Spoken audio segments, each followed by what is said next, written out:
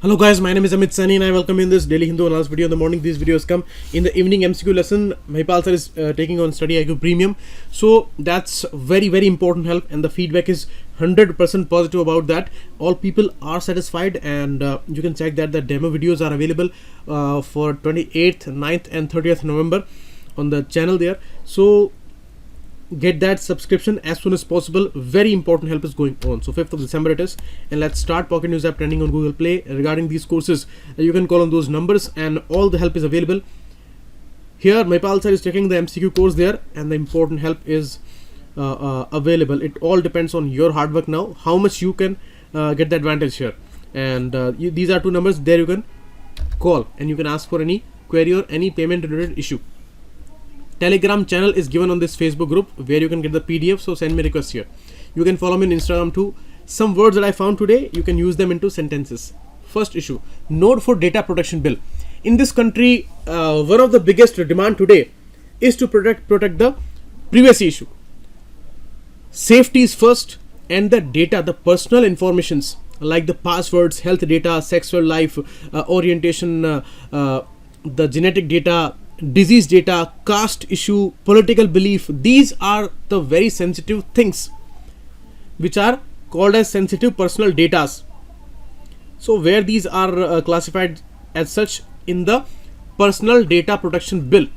The draft is approved now by the cabinet and very soon we will see that in the parliament. It was prepared by a high level expert committee headed by former Supreme Court Judge B.M. Sri Krishna, and utmost care has been taken here, and the very important bill is going to talk about the individual's consent, the penalties when they don't follow it, and the code of conduct and the compensations there. It says that regarding this whole lot of information, explicit consent will be required of the person, and this consent need to be informed, clear and specific as defined by the bill itself. Means it should not be the case like you are saying that I did not say yes for this information, but the other company says that no, we have your consent. This should be explicit and clearly specific, and the person shall have the right to restrict or prevent continuing disclosure of the personal data. Today what happens, you give your data anywhere, you write it in some company's page or anywhere for just login or something like that, then that data is spreading through the whole corporate world, and all companies can access your data. They call you on that behalf and they will give you many offers there, and all the time you are engaged on your website also these similar ads are visible, so they can target you, they can make your profile very easily. So that's all your personal information, and you are connected to the internet always, and you say yes on your mobile apps before installing them. So these things are possible today, but this bill is going to be very important. Central government is to notify categories of personal data as critical personal data, which will then be only processed in a server or data center located in India. So some crucial informations will stay in Indian borders only, and personal data is to be stored within India but can be processed outside India with the consent of the person. So the consent is very unique thing in this particular bill, and there are mentions of penalties too, from 5 crore up to 2% of the turnover of any company or something like that. So these things are well discussed here, and the Personal Data Protection Bill will likely be introduced in Parliament during the ongoing winter session. So that's the crucial information. When it is going to be introduced, then many articles will come on this issue, because it's not a simple issue. It's a very important and complex issue, and the debate is going on among the think tanks and the intellectuals of this country, because the media is not discussing these crucial issues. They are all there for the emotional provoking issues, and 24/7 they are available for the blindfolding of the public. Next, cabinet okays bond ETFs. First of all, we should know what are the ETFs, exchange traded funds. You know about the mutual funds, you know about the share market and all. You buy shares and you sell them on the secondary market. So that's done by you. when it comes to mutual funds, then you buy mutual fund units and you give the money, your money, hard earned money, to these mutual fund companies, and then they professionally manage that pool of the money. Okay, so that's a professional management, and that's why mutual funds, they may earn you more money than normal buying of the shares, and that is done only by you. So in the stock market, you buy your shares for yourself, where in mutual funds your money is managed by professionals. So that's the issue. Now there is a thing called exchange traded funds. They are exchanged like they are traded like other share market issues on the stock exchanges. Okay, whole day they are sold and they are bought there, but they are a kind of a mutual fund only. So they are a specific type of mutual fund, but they are traded on the stock market. If you see the detail here, as I have provided you additionally, ETF is a type of security, means these share markets, mutual fund units, these are all securities. So it's a type of security that involves a collection of securities such as stocks that often tracks an underlying index. That is the most unique thing here. They will focus on a particular type of companies, type of businesses, and their shares there. So a underlying index is always there with the ETF. So they have particular types, okay, and they will invest that pool of money into those businesses there. So ETFs are in many ways similar to mutual funds, and that's why I said that they are a kind of a type of a mutual fund only. Explicitly you cannot say that, but they are a different type of MFs only. However, they are listed on exchanges, and ETF shares trade throughout the day just like ordinary stocks. So some examples are given here. So some important things, like they are marketable securities, they are type of a security, they often track an underlying index, and they are for specific purposes also. Like Cabinet recently okayed a bond ETF. It is going to be India's first corporate bond exchange traded fund. What? India's first corporate bond exchange traded fund. So that is gonna pool the money for whom? For these central public undertakings, enterprises, and the financial institutions there. So important source of funding for them.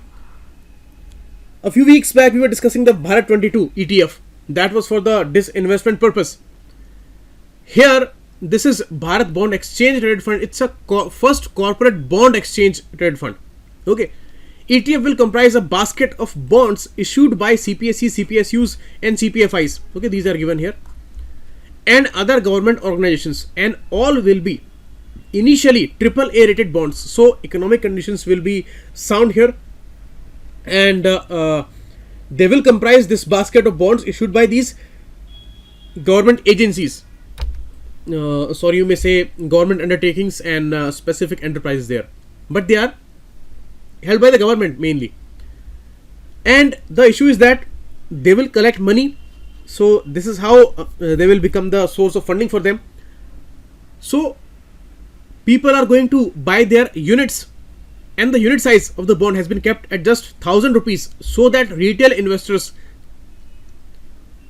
can invest, and it's not a matter of having crores to invest there. So that's very affordable there. Two categories of maturity dates, means one category is for 3-year maturity, second is for 10 years maturity. That will be launched, and the details are summarized here. You can go through that. On issuer side, bond ETFs expected to offer central public sector enterprises, other government organizations additional source to meet borrowing requirements. So that's a new way. Means the government is not able to allocate money to them, they are not able to give them financial packages there, and external commercial borrowings are also limited. So this is going to be an additional source there for these CPSEs, CPSUs, and CPFIs. Okay, and they are gonna manage that money there. Okay, that's important. Next, the key takeaways about the definition of ETFs, these are given here. So the same thing that I explained to you. Climate related disasters on the uptick. A important environmental think tank, German Watch, releases an annual index, Global Climate Risk Index, GCRI. Every year it tells about important issues. This year it talks about the heat waves condition. You see, in India, especially in the northern India, because the continentality issue is there, so people are deeply affected by the heat waves. Thousands of people, they die. But in India they die because they are poor, they cannot afford any shelter there, and that's why they die. Otherwise Indians are very much habitual of these things. So heat waves are created where the whole continent is under the influence of intensive summers, and the temperatures are high all over the continent there. Means you can say like there is no huge difference. Somewhere the temperature is 47, somewhere it is 45, somewhere it is 50. So where 45 is there, where 50 is there, air pressure will differ. A little bit difference will be there. It will be higher on 45 if we compare it with the 50 condition, 50 degree centigrade condition. Then a difference is there. So the air will move from here to here, and this air will be very, very hot because it is moving over the land part which is extremely hot. So it is a heat wave condition, and that kills because it's extremely dry, and it will take away whole humidity in its way. Means if some person is standing in a desert, then this heat wave will take away everything, all the fluids, they will dry. So this is how many people they die. And the complications which are developed due to the heat wave sunstroke conditions, they kill a lot of people. Now due to climate change, countries like Germany, countries like France, countries like Canada, countries like Japan, you see, located in the Pacific Ocean, and the heat wave condition that killed 138 people in 2018. What about Germany? April to July 18, hottest ever period recorded in the country, deaths of over 1200 people. Can you imagine these highly developed countries, Japan, Germany, Canada, these countries, there are those conditions where extremely rich people, they are getting killed because of heat waves, because they are not habitual. This is all happening because of climate change. Some viral pictures this summers, if you remember, it was a picture of a street indicator there where it was recording 44 degrees centigrade in France somewhere. In Germany it was 43 degrees centigrade, I think. So those pictures, they went viral in the summer's time, and because this was unprecedented, it was never seen like this, because these are temperate region countries, and they are always very, very cool, and these kind of summers and that much heat is never visible there. But that killed many, many people. So the crisis cannot be ignored, and that issue, that trail of destruction is explained here in this particular data, global climate risk index. So they may ask you for sure. German Watch is the think tank which releases this index every year. India is on 5th position, Madagascar on 4th, on 1st it is Japan, 2nd Philippines, 3rd is Germany. So the rankings are also given here. You can see it's a huge issue. From 1999 to 2018, they have collected data, they have analyzed that data, and last year it was Haiti, Puerto Rico, they were on the top, they were failing. In India there are issues of severe water shortages, crop failures, and worst flooding they saw. So this is how India gets the 5th position here. Okay, it was the 15th edition of the analysis this year, and Global Climate Risk Index 2020. Okay, next. Government procured only 3% of pulses. Last year in September, there was a grand launch of a particular scheme, PM Asha or Pradhan Mantri Annadata Aay Sarakshan Abhiyan, income security scheme, announced with a great fanfare in September 18, and I have given you the link there of the PIB data where it was officially published. So if you go through the wordings there, then very tall claims and very specific goal was there, income protection, Aay Sarakshan Abhiyan. Many things were announced in the past also, but this was specifically for the income protection there. So PM Asha, that was launched, and they said that apart from initiatives to allow cash payments to farmers or procurement by private traders, PM Asha's main feature was a price support scheme whereby central agencies would procure pulses and oilseeds directly from the farmers. So anyhow, the farmer will not have to struggle for the MSP there, which was 1.5 of its input, 1.5 times of its input, and that was promised by the government. So they said that we made promises, but some failures were there. So this time, this specific scheme is coming for their MSP assurance. So this was before the Lok Sabha elections there last year, September 18. Now what's the condition this year? 37.59 lakh metric tons of procurement had been sanctioned under the centrally funded scheme. Out of this 37.59 lakh metric tons, only 1.08 lakh tons have been procured so far. So that's the reality. That's the issue of agrarian crisis, and that's why it's all superficial, complacent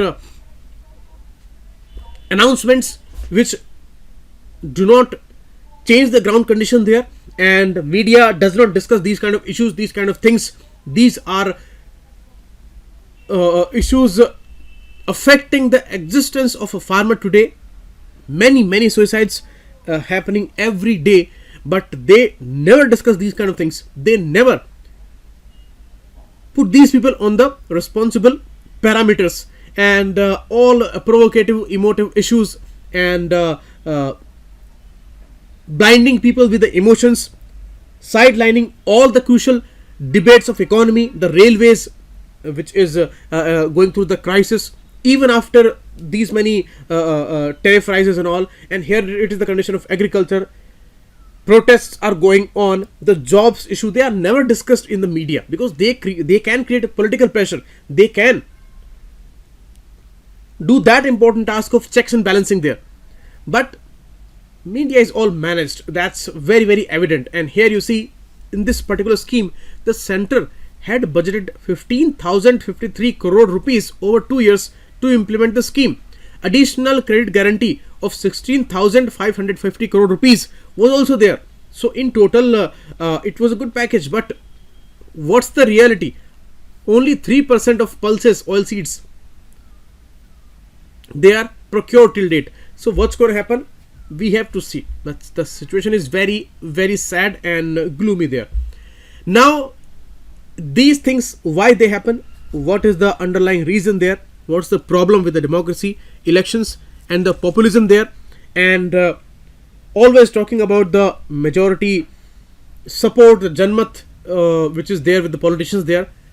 Always they are talking about that issue. Why things don't change? The very important article is there in front of us. This is the detail of PM Asha there, and please go through this link so that you can get all the information regarding that. Populism against the people. Populism, how it is against the people? Populism means populations, and the choice of populations is there. But you see, there is a trick. If majorities are created according to legitimate demands, and people come together for a better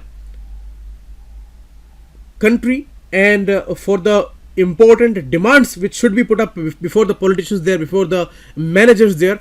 So if they come together and they form a legitimate majority, then that is the right populism there.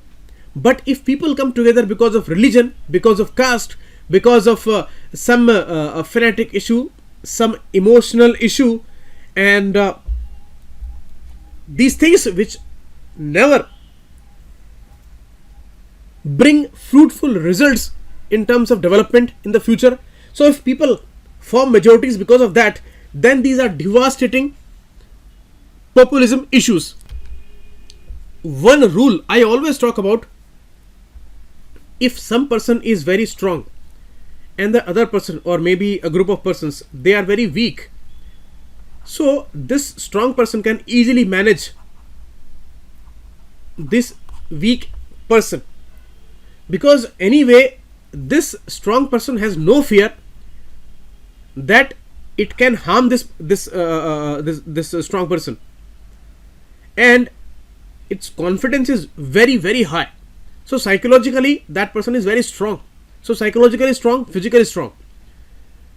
Resources will be rising for this person and they will be declining for this person, and they will be shifting from this to this entity. That's the rule of this world. On the same line, the democracies are working today. You see, the kind of majorities, although these things are not directly written in this article, I'm trying to explain you the bigger picture here and what actually happens, and for the examination how you can understand the real scenario and how you can make right points there. So here, in a condition, populist measures is something which we see a lot during elections. Populist schemes, populist decisions, and even the judiciary is giving some populist decisions today. So why this populism is problematic? The writer said that story of democracy in the last century was claiming the right to rule for majorities from unrepresentative elites. All countries are following this populism issue and the democratic issue, and the democracies are established, elections are there. So ubiquity of elections, it's there. In the past, people questioned the divine rights of the kings and the military forces of the dictators and all. So this world has seen a lot, and that's why the ubiquity of elections, that is there today all over the world. If you leave some countries where some kingdoms are still there, but others are following the same way. So today political elites are there, and when governments are coming in power, then there is a different trend today that they have huge followings, and most of the times they are supported by majorities. Means people are very much hopeful about those people. They are totally supportive of those people, and that much supportive that they have become blind about those leaders. Means they have fixed their mind about those people, and that mindset does not move. Whatever that person does, whatever that person speaks, and whatever is going on in the country, that mindset doesn't change, because they are extremely touched from inside and they are emotional about those choices of leaders. Okay, so as I explained to you this particular rule, that strong can manage very easily. So suppose a condition where a group of politicians or particular party or a particular leader that influences majorities, and I told you majorities are created today in this world in the name of religion especially. Suppose a religious majority is dominating the scene of demographies in a country, and they are influenced by a particular leader, and then that particular party or leader, they get a lot of support and enormous power is given to them.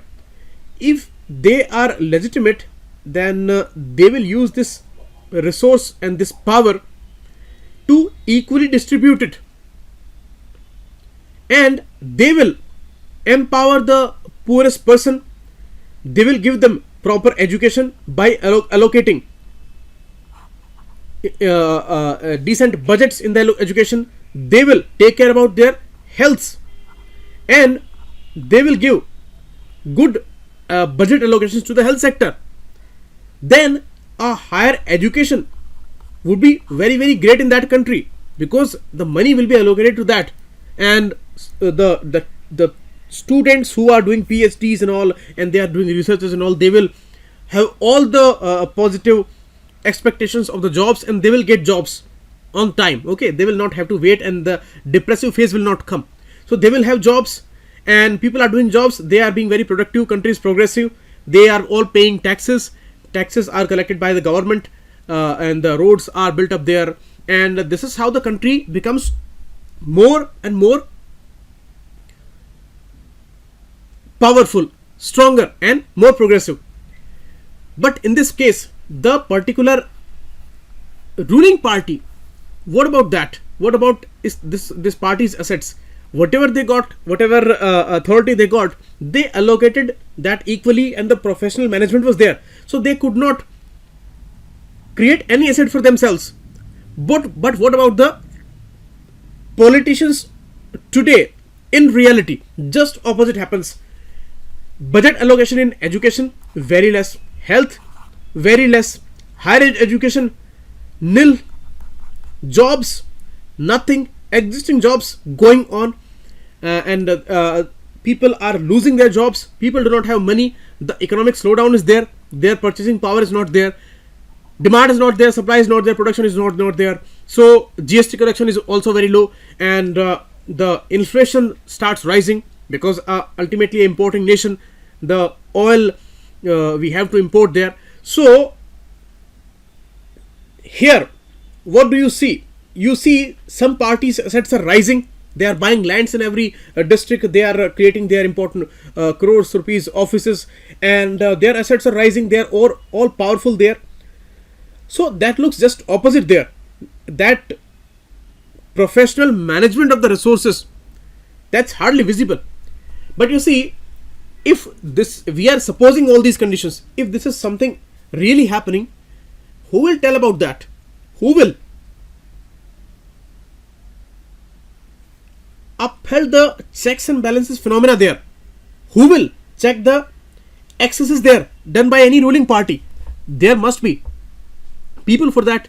So the opposition parties, they have this responsibility because they are also representatives there, and maybe they are not ruling, but this is the great responsibility to keep the balance there. Otherwise, what is the difference between the kingdoms, dictatorships, or a single party's dominance there? So that's why the checks and balances, they are very much necessary, and the biggest responsibility is of the opposition parties. Now suppose in a country, opposition leaders are inefficient, totally inefficient, and maybe they are efficient or not, but the whole environment is against them. They are mocked heavily, they are labeled, and the income tax authorities and enforcement authorities, they always are behind them, and on the social media especially, and in the media sections, which may be totally biased, which may be totally managed, they mock them, and they actually end their whole responsible image among people. So those people will never look responsible. So in the end, what happened? The opposition will end the democracy. Means the democracy should stand on 2 feet of ruling party and the opposition parties. But if the opposition parties will not stay, then surely the democracy will fall. Because who will check the excesses done by the powerful people, the rulers there, the ruling party there? Because these things are possible. So we are supposing all those conditions.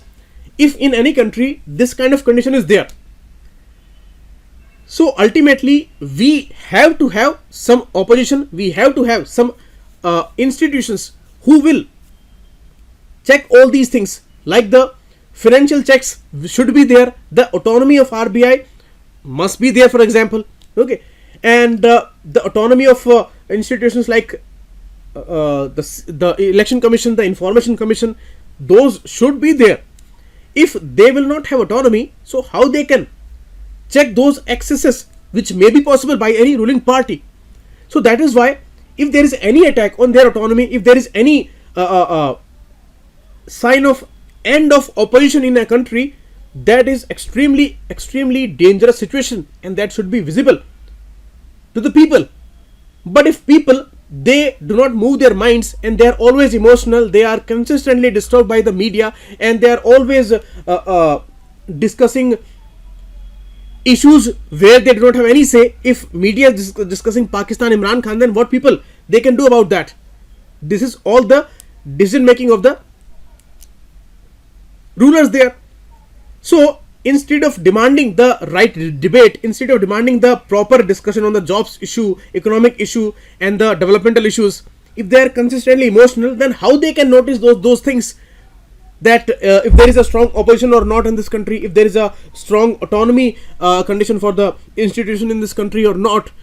Are they keeping that checks and balances there? Who will know about that? So in last decades, some 3-4 decades, all over the world, this situation is totally visible, that whatever elections are happening, whatever democracies are working, they are actually weaker and weaker year by year. They are not strengthening the democracies. Their reputation, their efficiencies, they are on a decline, and all over the world this issue is visible there, because this was the time when media's importance that has been on a rise. Okay, so if the media is managed, if the judiciary is managed, okay, and the people are not well informed, one-sided communication is there, media becomes the mouthpiece of the government, then what is going to happen ultimately? Ultimately the people will become that weak entity and the rulers will become that strong entity, and they can easily manage them because they know the weak cannot do anything huge. What they can do ultimately? They have the authorities, they have the powers, they have all the tools to control them. Okay, everything is submitting before the strong there. So if that mindset comes in the democratic establishment in any country, then these problems are extremely concerning. So the awareness of the people is very much necessary. But what is the problem with the media today? They are destroying that awareness, because consistently they are keeping people provoked, emotional, so that they cannot think analytically, they cannot observe what's really happening, what's happening to the jobs, what's happening to the development, what's happening to the economy, why this condition is there, and why consistently we are having justifications after elections, why before elections always tall claims and tall promises are there, why emotional issues are prevailing in the media, why we are only debating those unnecessary issues, why we are not discussing the necessary things. These things are related to the analytical ability, but that is destroyed by the media today. That's the issue. And that's why in this article the writer said that populism is having a different dimension today. Rulers who reflect the majority's choice, their role is very important. And the second thing which is important is the respect for those in the minority. It is not only the religious minority, it is the political minority also. Okay, if a legitimate leader is there and that has got 80% votes, then he knows that 20% people did not vote for him, but he knows that he has to win the hearts of those people also. So he will take care more about these minorities. But today, blatantly, brazenly, all over the world, the leaders, populist leaders, they say that we have the support of these 80% people. I don't care about these 20% people. Brazenly they are saying. And because maximum people want something in this way, so this will be the law of the land. Whether it is right or wrong, there is no difference. Means the moral crisis is totally evident. They do not care that today's healthcare voter might be tomorrow's national defense voter and after climate change voter. So these things are not relevant for them. And when the condition comes, if the majority's interests are represented by the government, then the minority's rights must be protected by institutions of the state capable of checking environment actions that infringes upon minority rights. That's why I told you the institutions are extremely important. Why we have the NCBC and all these commissions there, important institutions there, election commission there, RBI there. So they have this important responsibility, and the most importantly the opposition there. So if their power is declining in the name of rise of those populist leaders, then it's an alarming situation. So that is why in any country people have to see these signs, and in any country if people fail to observe these signs, that country is always doomed. Wherever in the history we see, then we find those examples that these signs were ignored by those people and that country move towards destruction, because there is no limit for the greed of those powerful populist leaders. There is no limit. They will suck every ounce of blood from the poor populations there. These kind of examples are all over there in the history. So that's why these signs are very important. And when government's overreach threatens to violate constitutional principles, the courts and the press are obliged to step in to confront this abuse of power. But what about the press, or you may say media? Today, the biggest question is there, but nobody is concerned about that. Even the courts, they are not taking any cognizance of that role of the media, which is said fourth pillar of the democracy, and the role of that pillar extremely problematic. And the biggest problem creators are those people, because they have that responsibility where they can check everything, they can keep everything balanced there out of their information power. But that is managed. They are dancing before the money, and the money allocation to these media houses, that's rising consistently, especially in our country. So these things are evident. These are official informations that the budget given to the advertisements, that's on a high rise. It has reached more than 5,000 crore rupees. So to whom it is going? It's a big question. So that is why for politicians to win on the basis of policy promises requires state capacity, fiscal space, and bureaucratic wherewithal. But you see, when society becomes weaker because they lack information, they lack right approach, they lack right analytical ability, then it is very easy to raise those clearly identifiable markers, just like religion, caste, ethnicity, language. What is the problem with the Citizenship Amendment Bill? Because it has the biggest problem of religion. Muslims are intentionally dropped from that, as if this country does not appreciate Muslims there. This looks like that. That's why the communal agenda is the real problematic thing, and we know what is going to happen in the media now. When it will be introduced, all important issues will be sidelined. They will not care if the economy is giving below 4% GDP numbers. They will not care, because already they have said that don't go behind the numbers. Mathematics never helped Einstein there. That kind of statements we have listened there. So that's why equilibrium must be there. And politicians do not represent ideas or policy positions today. They stand for the group of people today. And what are those group of people? As I told you, those are those group of people who are intentionally made weaker and weaker. Their education status, their health status, their awareness status, they are all very weak. So no wonder that elections and their analysis in this country, they are couched more in terms of ethnic combinatorics, and these political pundits, they always refer to as caste community arithmetic. Always we have these kind of elections, and their analysis is always based on those things, which is the most problematic thing for a country like India. The diversity is there, the castes, the religions, they are there, they are prevalent there. We should suppress these ideas, and we are appreciating them in every election. So that's why it's a huge problem. And note this thing down for the examination purpose here.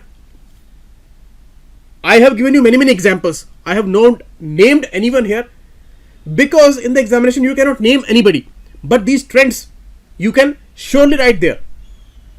Okay, some examples which are some official informations, or you may say some reports by the media and the intellectuals there, so that we can properly write there. But the dangers are really visible. So this article talks about the whole situation for all the countries, for the whole world, how the populism is becoming a big menace there.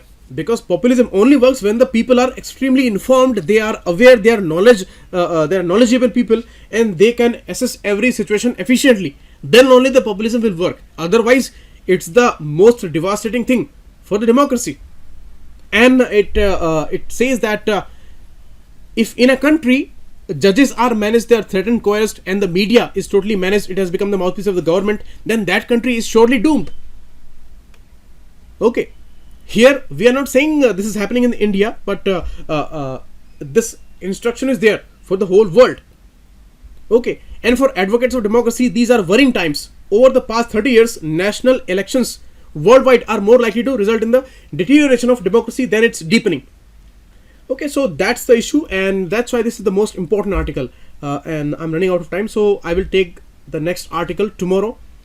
And this checks and balance must be there, otherwise people will lose their countries, they will lose their progress, they will lose every developmental aspect there, and they will be doomed for sure. That's the message of this article. Important for GS paper 1, 2, 3, 4 and essay all. Thanks a lot.